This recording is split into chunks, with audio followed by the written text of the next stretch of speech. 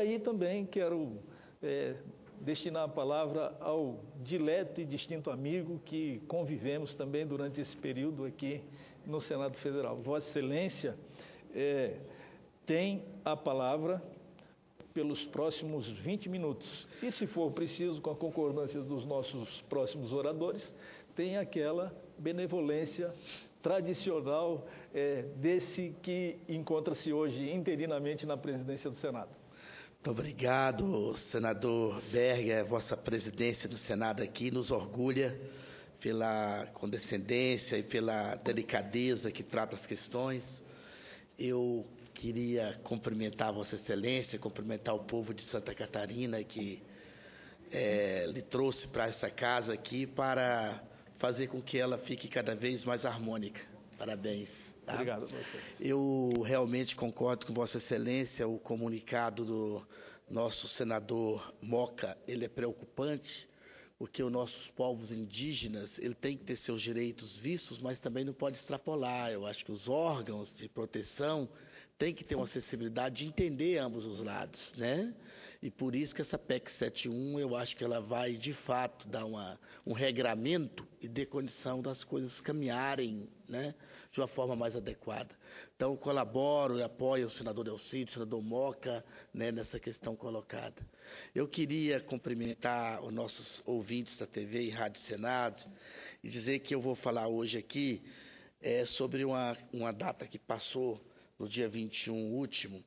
Nós celebramos o Dia da Habitação, uma importante política pública para o nosso povo brasileiro, porque a habitação é aquele pedacinho de terra sagrado, aonde, né, o cidadão está ali, ele só pode ser incomodado, ou ser interpelado, ou alguém entrar naquele recinto, ou com a anuência do dono, né, ou num flagrante delito, numa situação em que possa estar havendo algum acidente ou possível morte, coisa e tal, para evitar a morte da pessoa, a perda de uma vida humana, ou com autorização judicial. Então, a habitação é uma política pública muito importante, da qual eu colaboro e defendo, e no dia 21 último foi comemorado o Dia da Habitação.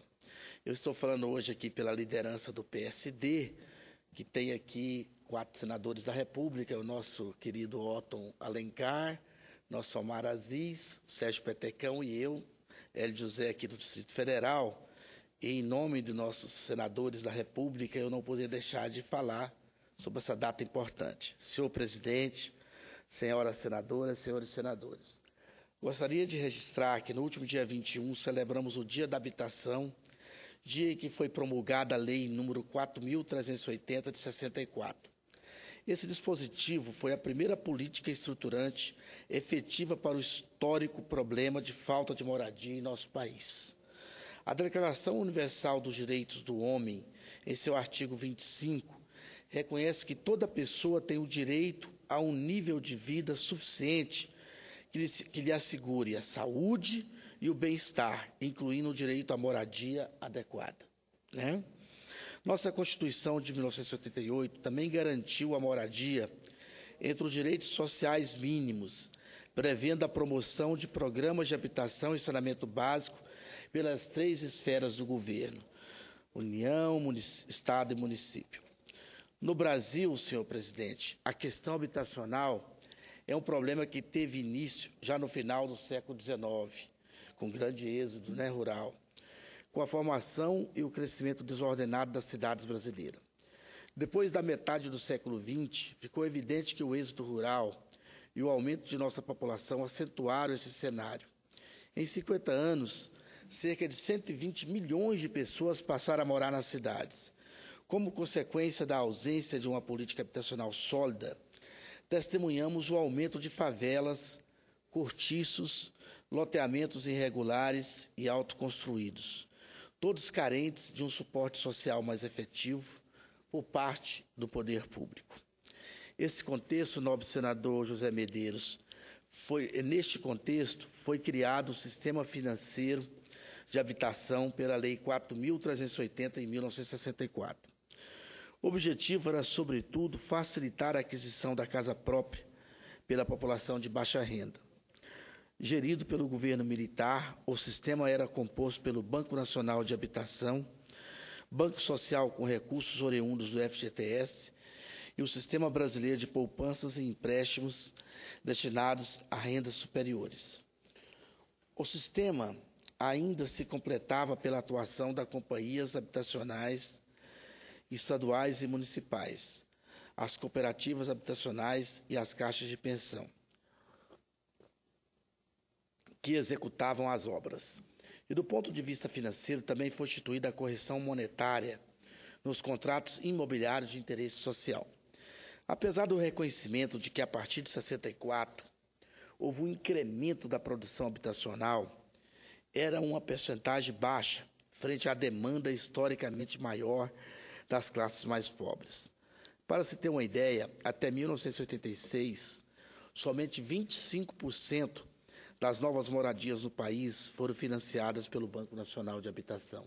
Nobre senhor presidente. Vale ressaltar que o fomento desse sistema perdurou até meados da década de 80, quando, com a redemocratização, a sociedade finalmente pôde ter participação mais efetiva na formulação das políticas habitacionais. Até então, senhor presidente, havia um sério descompasso da ação pública com as demandas da população. Tenho certeza de que novos paradigmas foram criados com a promulgação da nossa Constituição. No decorrer das décadas seguintes, diversos movimentos emergiram, clamando pelo direito à moradia e à cidade. Foi um importante passo da sociedade para canalizar a demanda de operários, trabalhadores informais, subempregados e desempregados, que, como milhões de brasileiros, não tinham sequer uma moradia digna. Eram famílias que viviam de aluguel, de favor ou em áreas de risco pelas periferias urbanas do Brasil. Senhoras senadoras, senhores senadores, em decorrência das crises econômicas, os anos de 1990 testemunharam uma escassez ainda maior de moradias populares.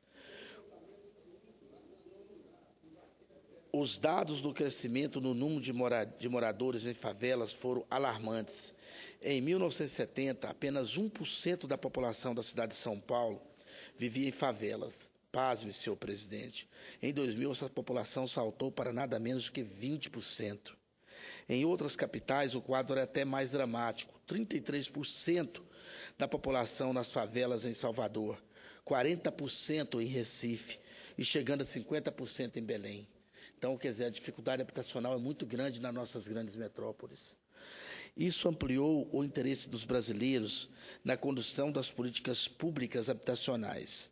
Os movimentos sociais tiveram participação fundamental na formulação de diretrizes e princípios que norteariam os avanços a que assistimos na década passada.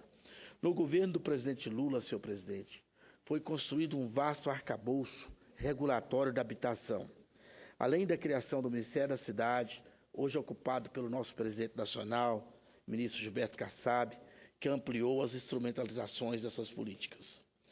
O quadro foi de profunda transformação. Em 2002, investimos 7 bilhões em habitação para todas as faixas de renda. Em 2009, chegamos a 62 bilhões.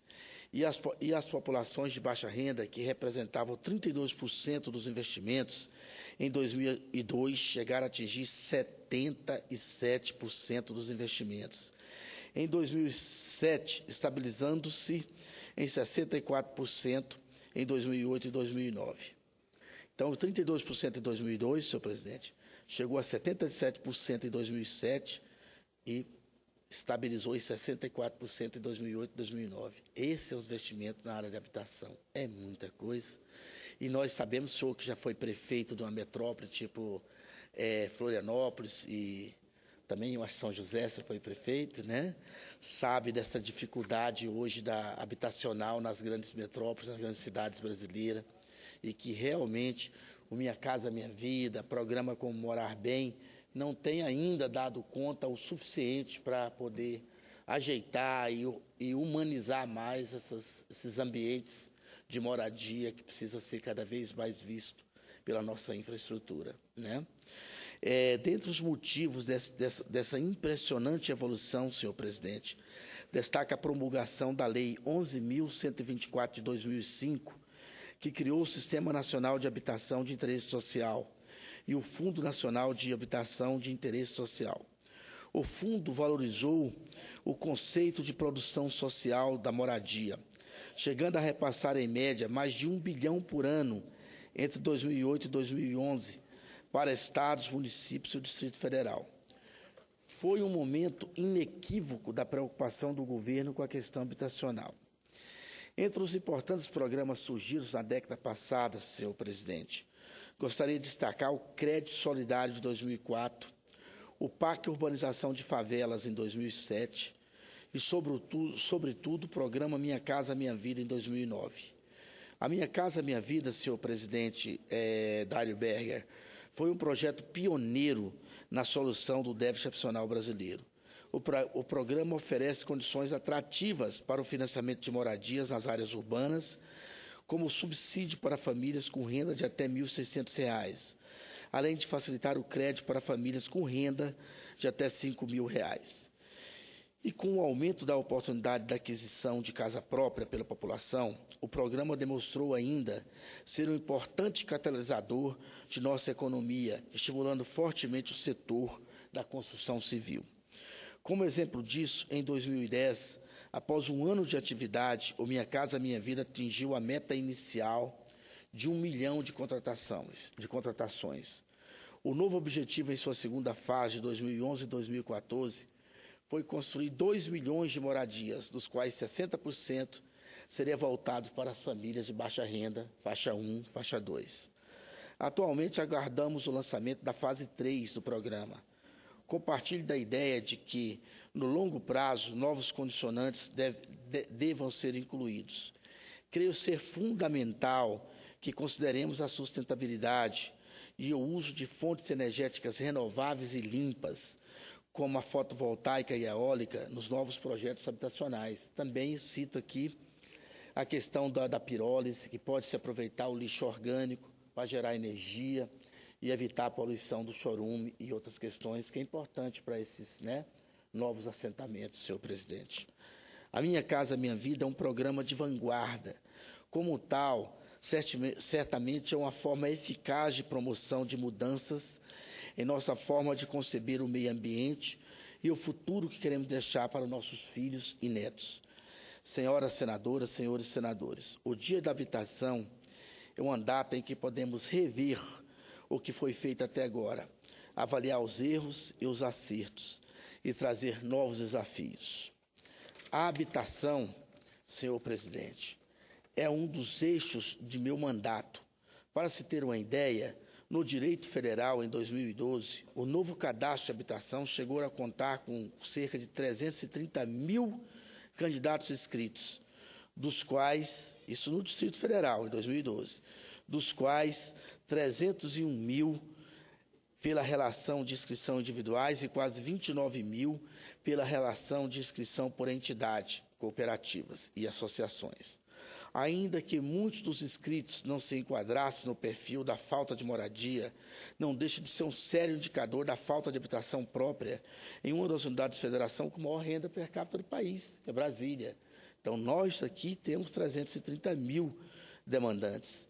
Não podemos deixar de lembrar, senhor presidente, que muitos brasileiros ainda não exerceram um de seus direitos básicos, o de ter um lugar para morar. Espero que a cada ano que possamos relembrar essa importante data, tenhamos cada vez mais motivos de celebração pelas conquistas alcançadas. Isso é muito importante, era isso que eu queria dizer sobre a questão do Dia Nacional da Habitação, comemorado no último dia 21. Queria aqui, concluindo, convidar a todos os nossos ouvintes que amanhã vou estar promovendo uma audiência pública na Comissão de Direitos Humanos sobre a crise da saúde em Brasília e no Brasil e novos rumos para a Secretaria de Saúde no Distrito Federal. Essa audiência pública ocorrerá de 8h30 a meio-dia, no intuito da gente apontar perspectiva ao governo do Distrito Federal e ao Ministério da Saúde sobre essa grande crise que vivenciamos hoje na questão da saúde, além de outras políticas públicas. Muito obrigado, senhor presidente. Estamos juntos na luta. Prezado amigo e senador Hélio José, só quero acrescentar, enquanto eu chamo para ocupar a tribuna o senador José Medeiros, um dos senadores mais jovens e atuantes que nós temos aqui, da nova geração, acrescentar a Vossa Excelência que um dos direitos fundamentais mais sublimes e mais consagrados também na Constituição é o direito à habitação. Isso. Não tem coisa mais importante do que o nosso lar, do que o nosso recanto, né? E Vossa Excelência, como engenheiro, representante do Distrito Federal, aborda um tema extremamente relevante, porque nós temos um déficit habitacional ainda muito grande e que precisa ser enfrentado com um novo olhar, um olhar mais social, um olhar de atendimento aos mais necessitados, os mais carentes, aqueles que precisam. Imagina os nossos semelhantes que não são proprietários da sua própria casa, do seu próprio lar.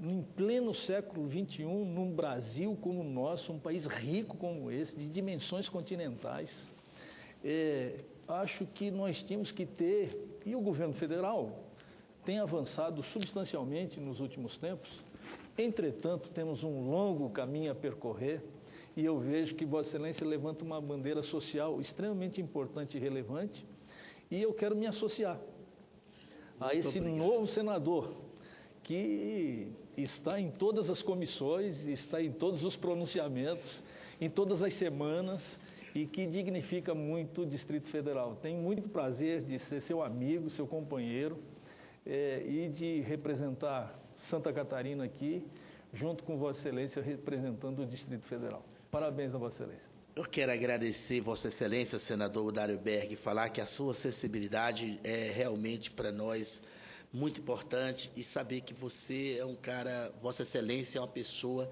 que só conquistou amigos aqui nessa casa. É muito bom conviver com Vossa Excelência. Muito obrigado, viu? Obrigado a Vossa Excelência também.